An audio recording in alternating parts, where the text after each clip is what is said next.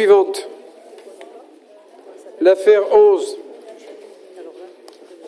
Subvention 2015 à l'association de promotion des flux touristiques. Alors, attendez, je vote pour M. Cotte. Alors, voilà la situation. Au cours d'une séance précédente, j'avais volontairement retiré de l'ordre du jour cette subvention qui faisait l'objet de plusieurs remarques des chambres régionales des comptes de plusieurs départements. Et j'avais dit, en substance, que cette subvention serait réétudiée à l'aune de la réponse que me ferait la Chambre régionale des comptes de Montpellier. J'ai reçu la réponse. Et en substance, voilà ce qui est dit. Les subventions versées par les collectivités reposent sur des bases juridiques discutables. Et le président de la Chambre régionale des comptes a demandé aux magistrats en charge du contrôle de notre collectivité de traiter cette question dans son rapport d'examen en cours.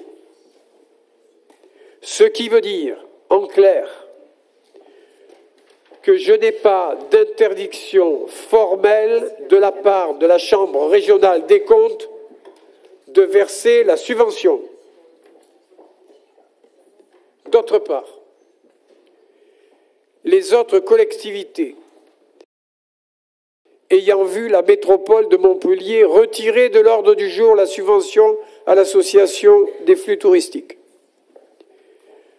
ont pris pour prétexte notre attitude pour ne pas voter la leur. Autrement dit, l'ensemble des vols concernés par ces subventions aujourd'hui sont largement grevés par le fait que l'ensemble des collectivités se soient retirées.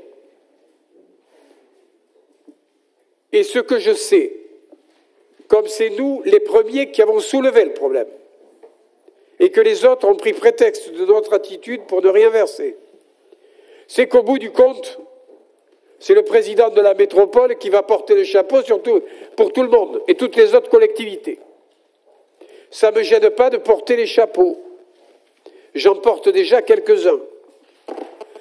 Mais dans le cas précis, je n'ai pas d'interdiction formelle de faire voter la subvention. Ce qui est clairement indiqué, c'est que cette subvention sera parfaitement étudiée lors d'un contrôle qui va venir maintenant de la Chambre régionale des comptes. Ça veut dire que peut-être cette subvention sera interdite, mais pour l'année suivante, 2016. Si c'était le cas, bien entendu, je me conformerai à l'avis de la Chambre régionale des comptes. Mais à ce jour, je n'ai aucune mention de la retirer définitivement. Donc, je demanderai à ce qu'on la vote. Voilà. Je suis conforme à ce que j'ai dit lors de la dernière séance. Le débat est ouvert. Qui demande la parole? Monsieur Martin et Madame Jamet et Monsieur Rouillot.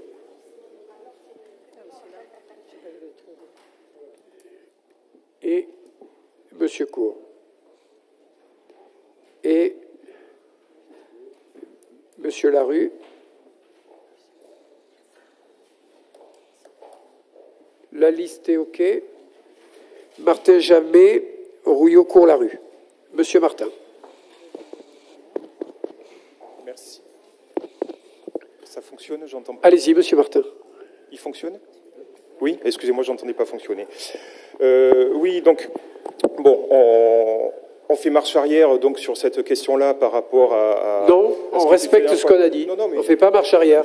Laissez-moi terminer ma phrase. Oui, mais il ne faut pas dire des mensonges, c'est évident. Ne m'interrompez pas déjà en suivant une argumentation que vous venez de donner.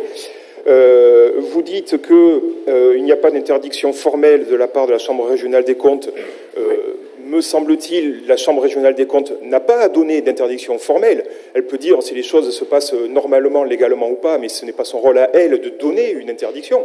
Donc évidemment, et elle précise quand même que, d'après ce que vous dites, que les bases juridiques sont...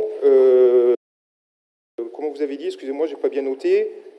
Sont discutables. Discutables, pardon. Excusez-moi, j'avais très mal écrit en écrivant vite. Donc les bases juridiques sont discutables. Donc à partir du moment où les bases juridiques sont discutables, je suis gêné qu'on remette au vote une affaire qui est confirmée comme étant sur des bases juridiques discutables. Je trouve ça quand même très gênant. En particulier, je crois savoir que jusqu'à maintenant, ces subventions n'avaient jamais été notifiées à la Commission européenne. Est-ce que ça a changé? Est-ce que pour l'affaire d'aujourd'hui, la subvention qui nous est soumise aujourd'hui, est-ce que cette fois-ci, ça a été notifié à la Commission européenne, oui ou non? Là, je vous pose la question.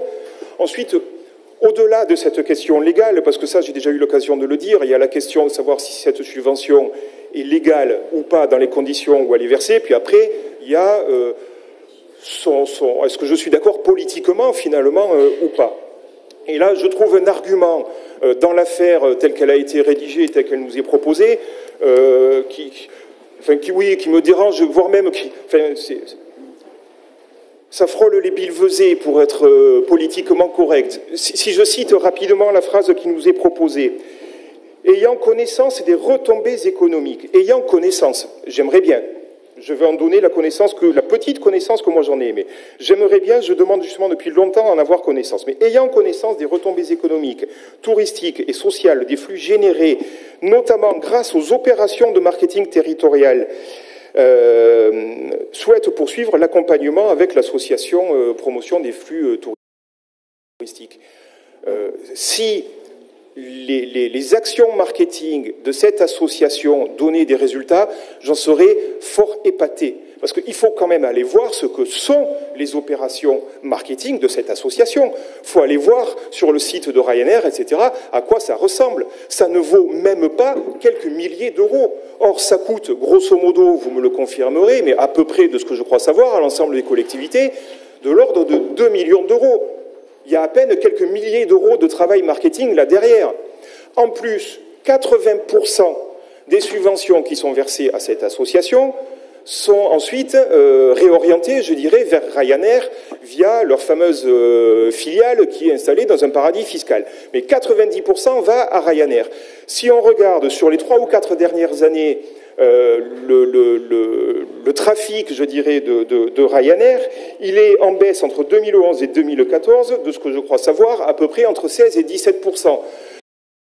C'est-à-dire qu'il capte 80% de ces subventions, et le trafic de l'association, de la compagnie qui capte 80% du pognon, son trafic est en baisse de 16 ou 17%. Ce qui prouve bien que le travail marketing qui doit être fait n'est certainement pas fait. Et en plus, arrêtons. On sait très bien, et ça a été dit plusieurs fois ici par ceux qui défendent cette question-là, on l'a dit plusieurs fois, ça a été reconnu plusieurs fois, qu'il s'agit tout simplement d'un chantage de Ryanair qui nous dit « si vous ne payez pas, je vais m'installer ailleurs ». Alors essayons de ne pas prendre les élus, excusez-moi, pour des imbéciles avec ce genre d'argutie, parce que c'est une argutie, cette histoire-là, ce qui nous est écrit là, en ayant connaissance des retombées économiques. Enfin, on sait comment ça fonctionne, c'est totalement surréaliste de l'écrire comme ça.